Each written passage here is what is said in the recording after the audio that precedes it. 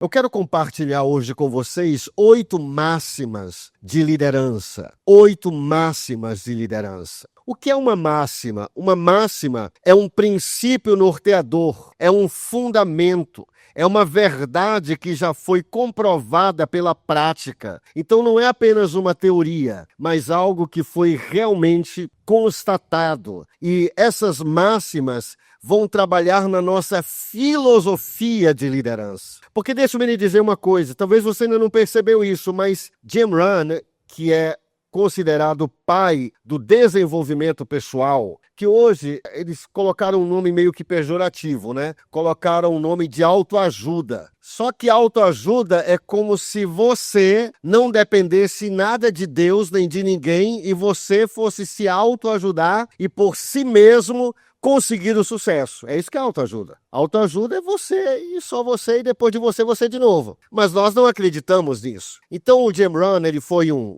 pai de todos esses grandes palestrantes hoje em dia, né? Paulo Vieira, o Tony Robbins, que é muito conhecido nos Estados Unidos. E ele já faleceu, mas ele dizia o seguinte, que tudo que fazemos está atrelado, está ligado à nossa filosofia. Você quer ver uma coisa? Tem gente que, em vez de ficar idoso ou idosa, fica velha, não é verdade? Por quê? Porque tudo está aqui. A pessoa começa a dizer assim. Você já ouviu alguém falando assim, olha, mas ninguém ensina truque novos a macaco velho. Quem já ouviu isso aqui? A cachorro velho. Eu até concordo, mas fale para a pessoa que está ao seu lado. Diga assim, realmente, ninguém ensina truques novos a um cachorro velho. Mas você não é um cachorro. Aí a pessoa diz assim, olha a filosofia da pessoa, ninguém ensina papagaio velho a falar. Eu concordo, mas você não é um papagaio. Se fôssemos papagaios, essa filosofia serviria. Então, essas máximas são filosofias para a nossa liderança. Então, eu quero compartilhar a primeira máxima, mas antes disso quero compartilhar esse texto que está em Provérbios 11:14. Provérbios 11:14 diz assim, olha, na NAA, na Nova Almeida Atualizada, não havendo direção sábia, o povo fracassa. Com muitos conselheiros, há segurança. O que quer dizer esse texto? Quer dizer que tudo que nós quisermos fazer na vida, nós vamos precisar de muitos conselheiros. E a mesma coisa se aplica à liderança. Nós vamos precisar de mentores, nós vamos precisar de líderes, nós vamos precisar de pessoas mais experientes que nós para nos mentorearem, discipularem, aconselharem. O mentor é alguém que já é aquilo que gostaríamos de ser. O mentor é aquela pessoa, um discipulador, um líder, é um guia, é alguém que já foi onde nós queremos ir, que já tem o que nós gostaríamos de ter, que já obteve aquilo que nós estamos tentando obter. Então, nós vamos ver aqui várias filosofias. Você pode ver que quando a pessoa, tudo aquilo que está funcionando em nossa vida, que está dando certo, que é bom, é porque está atrelada a uma boa filosofia, uma máxima. E como é que a gente sabe as máximas que a gente acredita? Aquilo que a gente fala. Fica bem claro qual é a nossa filosofia. Agora, qual é a primeira máxima? É do nosso querido pastor Abe. Olha o que o pastor Abe costuma... Olha a filosofia, inclusive não é somente dele, é Past Church. Vamos dizer junto, tá aparecendo aqui, ó. Vamos lá, 1, 2, 3. É uma ótima máxima de liderança. É um princípio norteador. Nada forçado dá certo. Isso quer dizer o quê, gente? O que quer dizer essa máxima? Quer dizer que eu, por mim mesmo, não posso transformar a vida das pessoas. Eu não posso enfiar as minhas opiniões ou até mesmo a palavra de Deus goela abaixo. Tem que ser de dentro para fora. Não é isso que diz a palavra? Que não é nem por força, nem por violência, mas é pelo meu espírito, diz o Senhor. Para a pessoa liderar uma célula, não é a gente tentando empurrar a pessoa. Não. É isso ser gerado dentro dela. Quando isso é gerado dentro dela, quando aquilo está queimando dentro dela, vai ser tão mais fácil para aquela pessoa do que quando a gente fica forçando a barra, tentando empurrar, tentando forçar, tentando convencer com as nossas próprias palavras. Não. Dando bronca às vezes nas pessoas. Não. Nada forçado dá certo. Diga para a pessoa que está ao seu lado, nada forçado dá certo. Houve um tempo lá em Castanhal que várias pessoas Foi um mover, só que não foi um bom mover. Que várias pessoas entregaram células. Mas sabe por que elas entregaram células? Porque elas só lideravam células porque alguém tinha pedido para elas liderarem. Aquilo não tinha sido gerado dentro delas. Fazia parte delas. Foi Deus que falou com elas. Quando Deus fala comigo, quando Deus fala com você. Às vezes a gente fala assim, quando Deus fala com a gente, né? Até na igreja, domingo eu estava falando sobre isso, que às vezes a gente ouve pregadores dizendo assim, olha, Deus falou comigo isso, Deus falou aquilo, veio e mostrou isso. A gente pensa, meu Deus, mas como é que é isso? É muito simples. Se o nosso Deus é vivo, ele fala, e ele fala conosco. Mas, pastor, como é que eu vou saber quando é a voz de Deus? A voz de Deus é inconfundível. E, número 1. Número 2, quando Deus fala com você, porque eu sei que ele fala, você nunca mais vai esquecer o que ele falou. Porque a voz de Deus é tão marcante. Então é diferente de eu ficar pressionando a pessoa para fazer algo, tentando, assim, até constranger a pessoa de uma certa forma, mas isso às vezes a gente faz não por maldade, mas é porque a gente quer o bem da pessoa, mas só que aquilo não foi gerado dentro da pessoa. Então diga de novo, nada forçado dá certo. É uma ótima filosofia. Outra filosofia do pastor Rony Feijão, é a segunda filosofia, segunda máxima. Quem não treina líderes não multiplica células. Vamos lá. Gente, isso é muito simples. Eu não sei aqui, eu não conheço as células, eu não conheço os desafios aqui. Eu só sei que só há uma coisa que nos impede de dobrar o número de células lá em Castanhal. E não é outra coisa senão novos líderes. Às vezes a gente vê uma célula muito grande, com 20, com 25, com 18, com até 30 pessoas, mas aquela célula é muito grande. Mas por que ela não multiplica? Porque aquele líder, ele não percebeu ainda essa máxima. É uma filosofia de trabalho, é uma filosofia de liderança. Quem não treina líderes não multiplica células. Por quê? Porque nós sabemos as 3 coisas clássicas que são necessárias para multiplicarmos uma célula. A primeira coisa é um novo líder. Diga após mim, por gentileza, diga assim, um novo líder. Sem isso aqui não dá para multiplicar. Você pode ter 50 pessoas na sua célula, mas se não houver um líder novo, um novo líder, se ele não for treinado, pode ter 50, pode ter até 100, mas não vai multiplicar. Segunda coisa que nós precisamos, um novo anfitrião. Diga novo anfitrião. E a terceira coisa que precisamos é um número de pessoas suficiente. Mas isso aqui não é problema, gente. Não é problema. O número de pessoas suficiente não é problema. Você pode ver o que trava a multiplicação da célula não é o número de pessoas normalmente, é porque não tem um novo líder. Então, olha só a filosofia. Quem não treina líderes não multiplica células. Então, qual é o meu foco? Se eu sou um líder de célula inteligente, como nós somos, né? Diga para a pessoa que está ao seu lado, você é um líder de célula muito inteligente, glória a Deus, que maravilha, você tem a mente de Cristo, é poderosíssimo. Então você vai se concentrar em quê, gente? No gargalo. O gargalo é aquilo que nos impede de alcançar o nosso alvo. E qual é o maior gargalo numa célula? Novo líder de célula, um novo líder. Então, eu quero te motivar a você sair daqui desafiado e convicto de formar novos líderes. Olha o que falou o Dale Galloway, inclusive é escritor também. Se você forma líderes, eles formarão grupos pequenos. Vamos lá, 1, 2, 3. Simples assim. Então, o grande desafio da visão em células ou do Life Group não é encher a casa de pessoas, a gente daqui a pouco vai ver isso, mas o grande desafio é treinar novos líderes. E você sabe por que isso é um desafio? Porque as pessoas acreditam que elas não nasceram para ser líderes. Mas deixa eu lhe dizer uma coisa, nós vivemos, isso não está aqui, tá? Isso aqui é bônus. Mas olha só, nós vivemos num mundo cercado de líderes. A grande questão não é se nós somos líderes ou não. A grande questão é que tipo de líderes nós somos. O que é um guia? O que é um líder? Um líder é um guia. O que é um líder? Um líder é um orientador. Olha só, no mundo nós estamos tão cercados de líderes que eles estão em todos os lugares. Só que eles não são chamados explicitamente de líderes. Por exemplo, na igreja isso fica muito claro quem é líder ou não. Porque na igreja os líderes são chamados de pastores, de bispos, de diáconos, de presbíteros, ou de líder. Mas você chega a uma empresa, lá também está cheio de líderes. Só que lá eles não recebem os mesmos nomes. Na empresa, os líderes recebem os nomes de diretor, de CEO, de presidente, de gerente,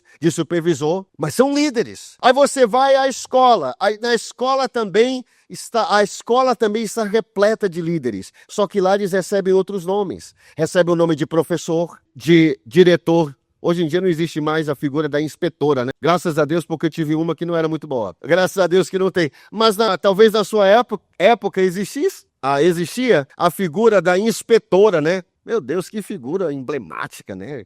Muito forte essa inspetora, né? Então, mas aí você chega ao avião. Lá também você está cercado de líderes. Só que os líderes lá têm outros nomes. Eles são chamados de piloto, copiloto, assistente de bordo, comissária. Aí você chega à família. E na família também há muitos líderes, só que eles têm outros nomes. São chamados de pai, de mãe, de avô, de avó, de tio. Isso quer dizer o quê? Isso quer dizer que nós não temos opções, não temos uma opção de dizermos assim, eu não quero ser um líder. A não ser que alguém diga assim, olha, eu quero ser o assistente do ajudante do auxiliar do carimbador. Eu não quero organizar nada, eu não quero ser responsável por nada, eu quero ser o assistente do auxiliar do ajudante do carimbador pro resto da minha vida. Aí pronto, você nunca vai ser um líder. Aí a pessoa diz assim, só se a pessoa disser assim, olha, eu não quero nunca me casar e não quero ser pai de jeito nenhum, não quero me casar. Mesmo que a pessoa diga isso, mas ela tem que aprender a liderar a si mesmo, que é a primeira pessoa que nós devemos liderar. Ou seja, nós acreditamos numa grande mentira, eu digo em geral, não nós aqui, as pessoas acreditam na mentira de que ser líder é quando alguém coloca a mão em você e diz que você é um líder. Ninguém se torna um líder porque alguém colocou a mão sobre você e diz que você é um líder. Um líder é um estilo, ser líder é um estilo de pensamento. É uma filosofia, é uma atitude que você tem. Eu li, tempos atrás, um caso real, que alguém estava fazendo uma entrevista para emprego numa grande empresa. E aí o teste era muito engraçado, esse teste. A pessoa o entrevistador, ele deixou um papel no chão lá, de propósito. Aí os candidatos iam entrando. Quem não juntasse aquele papel ali já era automaticamente desqualificado. Por quê? Porque não pensa como um líder. Um líder não pensa assim, cadê quem é que vai resolver isso? Quando eles vão resolver isso? Quando é que eles vão ver isso?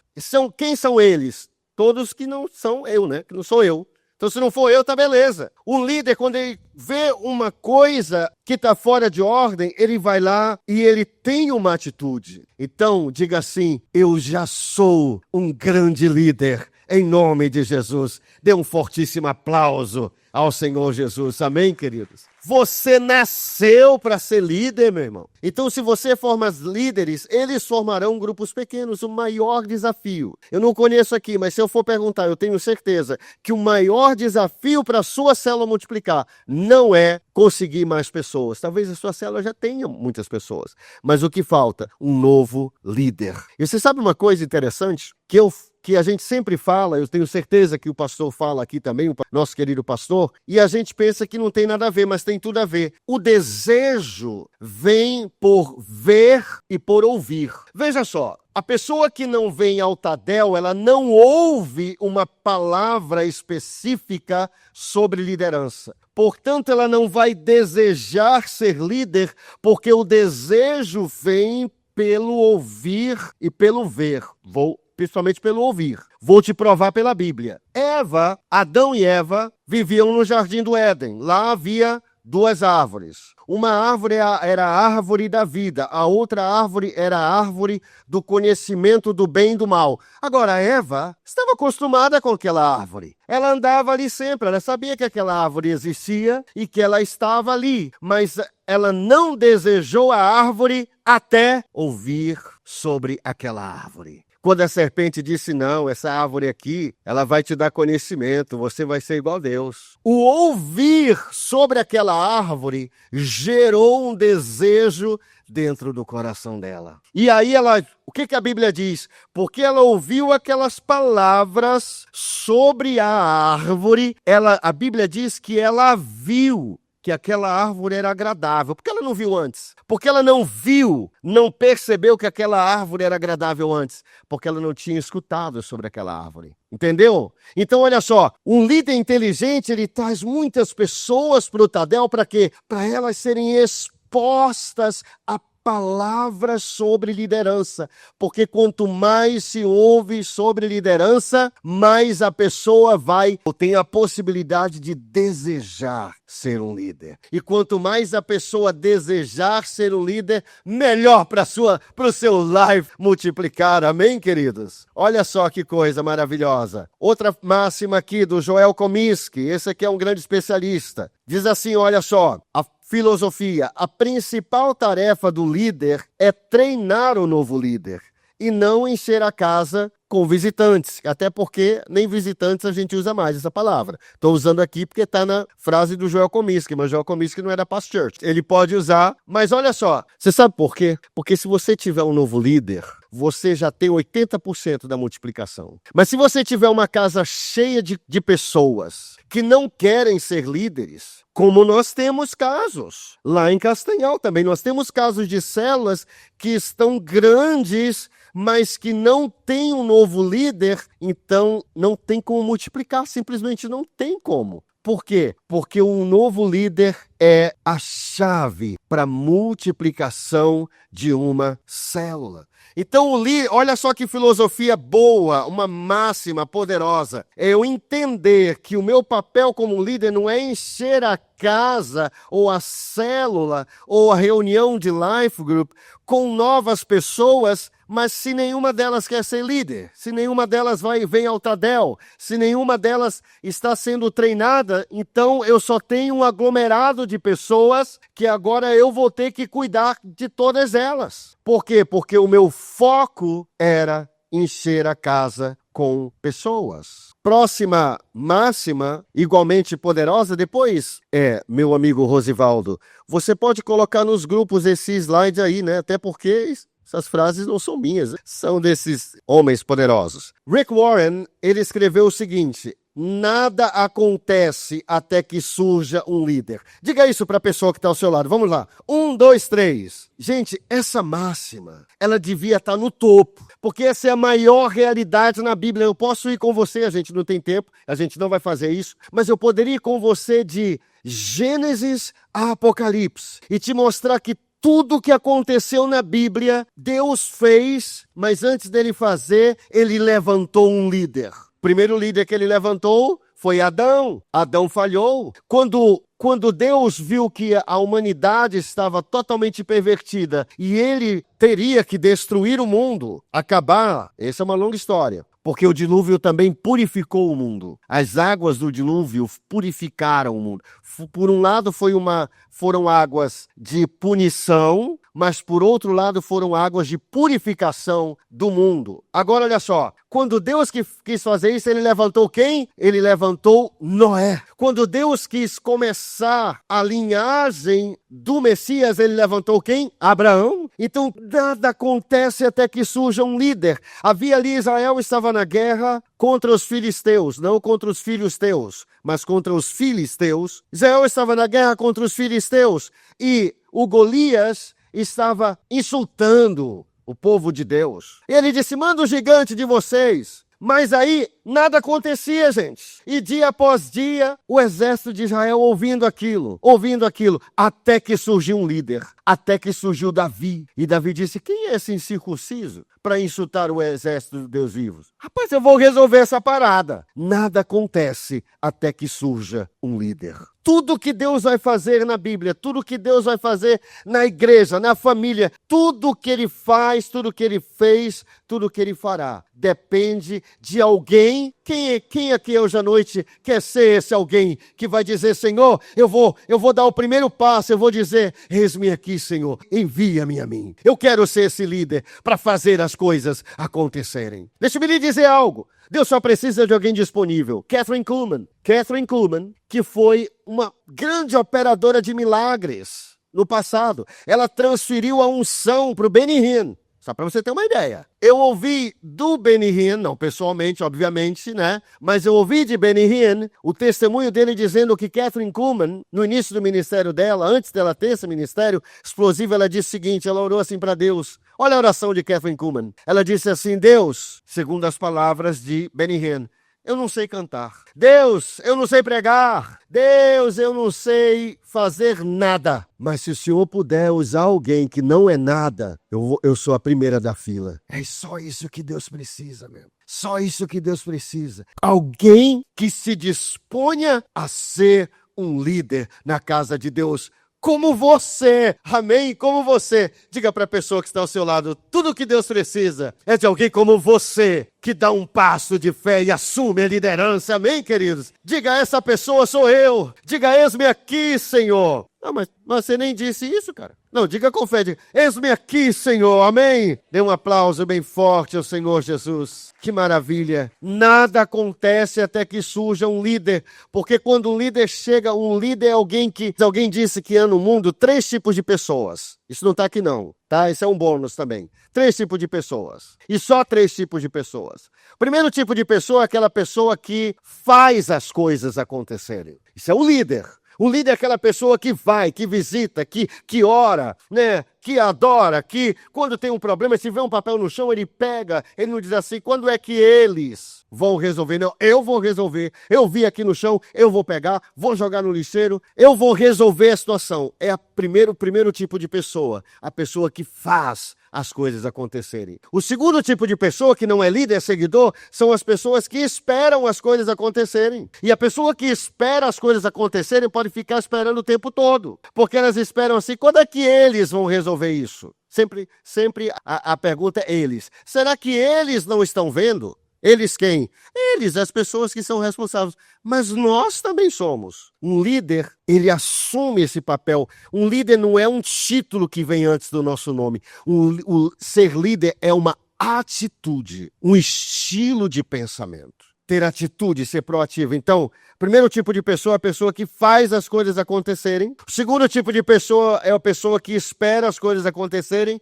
E o terceiro tipo de pessoa, meu amigo Felipe, são as pessoas que nem sabem o que está acontecendo. Esse é o pior. Teve uma vigília? Quando foi essa vigília? Mas quando foi avisado? Não, passou no Paz News. Que Paz News? E teve Paz News? Não, mas a gente mandou no grupo. Que grupo? O cara tá sempre por fora. Ele nem sabe o que está acontecendo. E quando Jesus voltar, ele vai ficar por fora também. 3 tipos de pessoas. E só esses 3, na empresa, na igreja, na célula, na família. As pessoas que fazem as coisas acontecerem. Deixa comigo, meu irmão, que eu vou resolver. Eu vou resolver isso. Pode contar comigo. Pode contar comigo, meu líder. Eu estou aqui para ajudar. Eu vou resolver. Eu vou fazer parte da solução. Eu não sei tudo, mas vamos lá. Vamos lá. Fazer as coisas acontecerem. Tem gente que só espera as coisas acontecerem. E tem gente que nem sabe o que está acontecendo. Vou dar outro bônus para você. Se eu falar o nome de Noé, Noé em hebraico é Noar. O Noar, mas o pai de Sansão era Manoar. Quando eu falo Noar e Manoar, não parecem que as duas palavras são bem parecidas?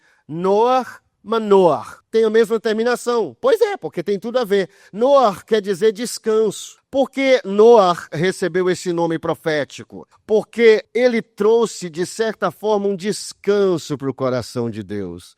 Puxa, eu achei um justo na terra. Eu achei um homem que está disposto a me obedecer. Um homem que vai realmente um justo na sua geração. E aí ele obedeceu a Deus, fez tudo conforme Deus havia dito para ele. Isso foi o Noar. Mas o Manoar, ele era descansado no mau sentido da palavra. Se você ler a Bíblia, claro que você a lê, com certeza, mas se você ler com mais atenção essa passagem, você vai ver que Noar era uma pessoa que sempre ficava por fora. Quando apareceu o anjo para a mulher dele, dizendo que ela ia ficar grávida, para a mãe de Sansão, dizendo que ela ia ficar grávida, cadê o Manoar? Não estava o Manoar. Não estava. Aí ele chegou em casa, a mulher foi falar para ele, rapaz, Rapaz, o anjo apareceu para mim e disse que eu vou ficar grávida e que vou ficar grávida de um grande homem de Deus e me falou até o nome dele, ele vai ser cheio do Espírito Santo, vai ser ungido por Deus e tudo mais. E o Manoah disse, mas mulher, ore para esse anjo vir falar comigo, porque eu não estava. E não é que ele orou, né, o Manoah. E não é que o anjo veio de novo. Só que quando o anjo veio de novo o Manoah não estava. Porque ele era do segundo tipo de pessoas que esperam as coisas acontecerem. Ele estava por fora. Deixa-me lhe dizer uma coisa, o melhor lugar para se estar é onde Deus está agindo. O melhor lugar para encontrar com Deus é onde Deus está. Por exemplo, aqui, ele está movendo, aqui nós estamos reunidos para quê? Para traçarmos estratégias para ganharmos a Nanideu, a Belém, o mundo para Jesus. Um lugar poderosíssimo para fazer as coisas acontecerem. Manoah, o anjo apareceu de novo, aí eu acho que não está na Bíblia, já está na minha Bíblia, né? Na minha versão. O anjo perguntou, cadê teu marido? Ah, ele não está. A mulher teve que mandar chamar o cara, até o cara chegar, vir andando igual um leso, né? Até o Manoah chegar, meu irmão. O que isso nos ensina? Isso nos ensina que nós devemos estar onde a ação está. Amém? Porque nada acontece até que surja um líder. Diga isso para a pessoa que está ao seu lado. Nada acontece até que surja um líder. Outra, dê um aplauso bem forte a Jesus. Amém? Eu acho que meu tempo estourou, mas eu vou já terminar. Que eu não estou contando aqui, mas eu acho que estourou. Outra máxima aqui do Rick Warren. Um líder ama todos, mas se move com aqueles que se movem. Outra filosofia. Eu tenho uma tradução na linguagem de hoje dessa frase. Ninguém pode dirigir um carro parado. Você não pode dirigir um carro estacionado. Às vezes a pessoa, ela diz assim, puxa, eu estou orando para Deus me dar uma direção. Eu estou orando para Deus me falar para onde eu vou. Mas até agora Deus não falou. Pois é, foi o que Moisés falou. O povo estava ali pressionando Moisés e o exército de Faraó atrás e o mar vermelho à frente. E o que quando Moisés clamou a Deus, o que Deus falou para ele? Moisés, por que tu clamas a mim? Diga ao povo que marche, ou seja, mova-se, Moisés. Quando você se mover, eu vou me mover por você. Deus não se move para aqueles que não se movem. Poderia até estar aqui essa frase, mas não está. Um líder ama todos. Sabe, na célula, na igreja, no setor, na área, nós devemos amar todos, abraçar todos, amar todos. Todos são tão especiais. Porém, entretanto, todavia, nós só podemos nos mover com aqueles que se movem. Então, se você marca, claro que você vai inspirar todos, você vai mobilizar todos, você vai orar por todos, você vai jejuar por todos, você vai amar todos, você vai ensinar todos. Mas você não pode se mover com quem está parado. Você não pode se paralisar. Você marca uma reunião de oração na sua célula. Sua célula tem 10 pessoas. 3 vão lá, se mova com aqueles que se movem. Dê graças a Deus por aqueles 3, comece a se mover com eles e continue orando por aqueles outros que não vieram, mas não seja paralisado, porque ninguém consegue dirigir um carro parado. Um líder é alguém que ama todos, mas ele se move com aqueles que se movem. Você tem que aprender a se mover com aqueles que estão se movendo e amar e continuar inspirando e trazendo para a pessoa ouvir, porque uma hora ou outra a pessoa que está parada, ela vai ouvir uma palavra que vai ativá-la e ela vai começar a se mover com você. Amém? Que maravilha. A outra máxima é do Francinaldo Warren. Vamos colocar o nome em inglês, Francinaldo Peace. É forte. Uma célula normalmente fecha ou se reagrupa por não ter um bom banco de reservas. Você sabe que às vezes a gente pensa, quando a gente assiste a um jogo do Brasil, quem assiste ainda, né? Quem ainda é inspirado, quem tem muita fé, que ainda quer assistir a um jogo da seleção, às vezes a gente pensa que o banco de reservas é só um enfeite, é só uma coisa, um acessório, mas não, queridos. O banco de reservas os reservas são tão importantes quanto os titulares, porque se um time vai para vamos supor, para uma Copa do Mundo e só com os titulares e o goleiro titular, não tem reservas, se o goleiro se machucar, ele corre o risco de perder o jogo. porque não tem ninguém para substituir. Isso às vezes acontece em células. E por isso que às vezes células se reagrupam ou fecham. Por quê? Porque o líder se machucou, o titular se machucou e não tem ninguém dentro daquela célula para tomar o lugar dele,